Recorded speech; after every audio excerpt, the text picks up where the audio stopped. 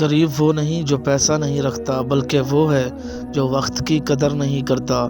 زندگی میں کامیابی کے لیے محنت ضروری ہے، اور غریبی سے نکلنے کا سب سے بڑا راستہ تعلیم ہے۔ جو غریب ہوتا ہے اس کی دعا میں طاقت ہوتی ہے، کیونکہ وہ خدا سے سچی طلب کرتا ہے۔ جو انسان اپنے حال سے راضی ہوتا ہے وہ کبھی بھی غریب نہیں ہوتا۔ زندگی کا مقصد صرف پیسے کمانا نہیں ہوتا، بلکہ دوسروں کی مدد کرنا بھی بہت ضروری ہے۔ وہ انسان غریب نہیں ہوتا جس کے پاس پیسہ نہیں ہوتا، بلکہ وہ غریب ہوتا ہے جو دل میں امیری کی خواہش رکھتا ہے۔ دل میں سکون اور شکر گزاری ہو تو انسان ہمیشہ امیر ہی رہتا ہے۔ پیسہ کامیابی کا واحد پیمانہ نہیں، انسانیت کی خدمت بھی حقیقی کامیابی ہے۔